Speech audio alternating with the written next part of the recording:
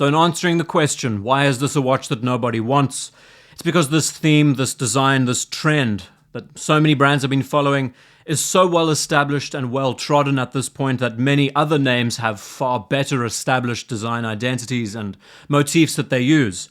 And this Tudor is basically playing catch up. And it's hard to put into words what this watch is trying to be. It's like a gentified Oysterquartz Air King.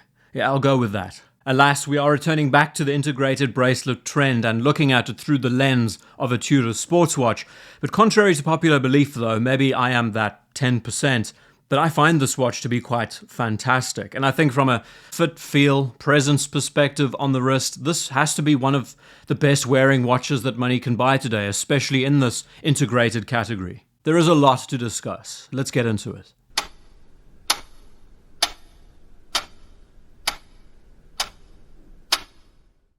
Everybody loves a good integrated bracelet sports watch, right? This worn out trend that is so relentless.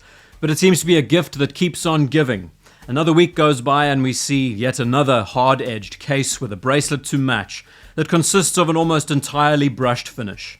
The dial that favors a simple outlook, more often than not with a date window and a painfully boring set of hands. The bezels of these models all need to be slick with edges or with bolts or screws. And it needs to complement this brutalist case design with an impression that the entire watch was honed out of one block of steel. Now you see where I'm going with this. Integrated bracelet watches are tired.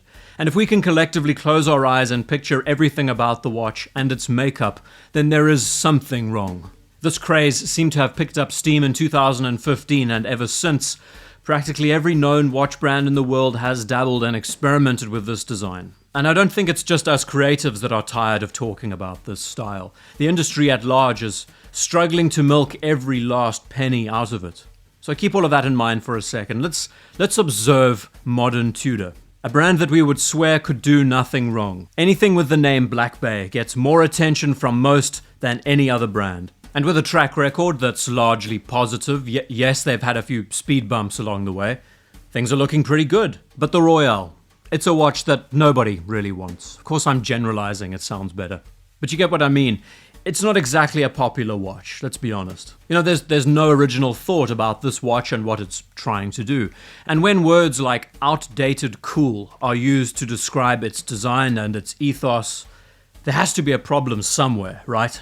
There's no point in dancing around this, that the Royal is a watch that's a little bit out there compared to most of Tudor's offerings. Their success has come from recreating and homologating designs that are linked in most part to Rolex. And a lot of these models work so well because they are well sized, they're well priced, extremely well built. All of the same attributes that the Tudor Royal possesses. But the origins to the success of all the best-selling Tudor sports models is that they focus on the utility aspect, the tool watch nature, not so much the sports chic class. And that is the big divide between why this watch is not being looked at as much as their more popular variants. Ironically, the further Tudor looks at creating a watch that's not under Rolex's shadow, even though this piece pulls a lot of inspiration from past collections, the more people don't look at them. So what is the Tudor Royal trying to be?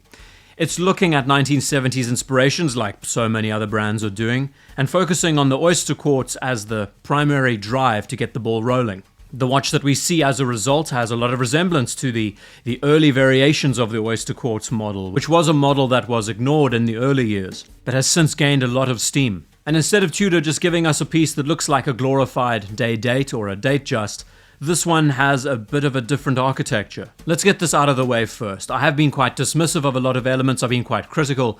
We have to mention, and this is something that's not widely spoken about, that the fit, the finish, the machining, the manufacture is second to none.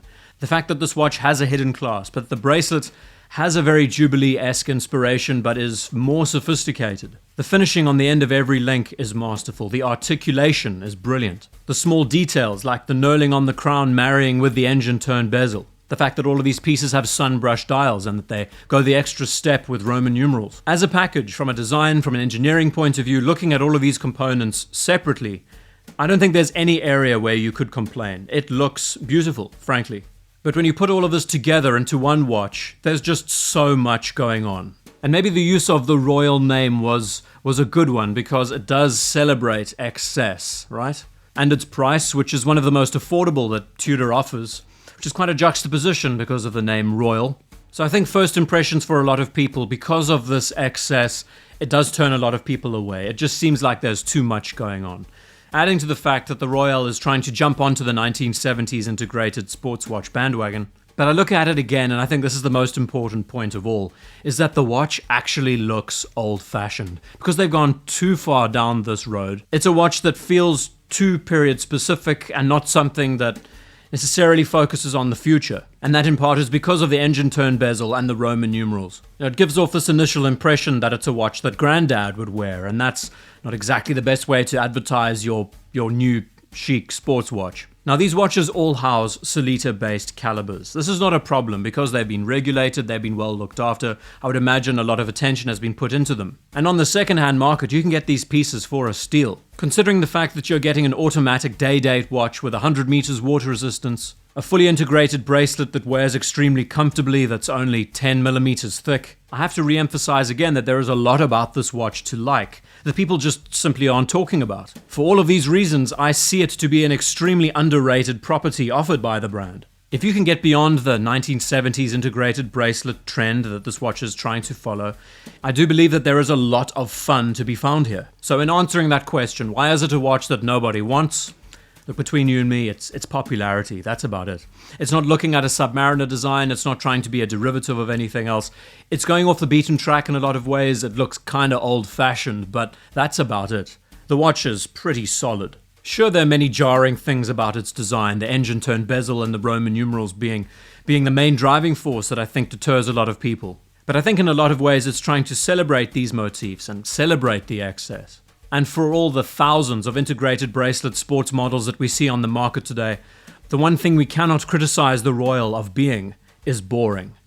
And that's a win in my book. It's quite an oddball watch, there's no denying it, but I can't see why more people aren't talking about it. The clash of the 50s and 70s elements is a bit jarring, and whether or not you see it directly, I think that in many ways impacts the first impressions when you actually have a look at it. If the bezel was polished and not fluted, maybe that would have greater mass appeal, but then I think it would detract from its design at the same time. And I believe there was a lot of care put into this property. There was a lot of thought around how this piece could differentiate itself from the Datejust collection, from the day date, and try and be its own watch, doing its own thing.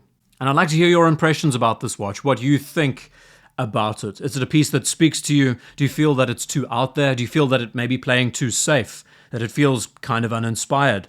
All of that is welcome. I'm interested in hearing the debate on both ends. Thank you very much for taking the time to watch this video, and I'll see you in the next one.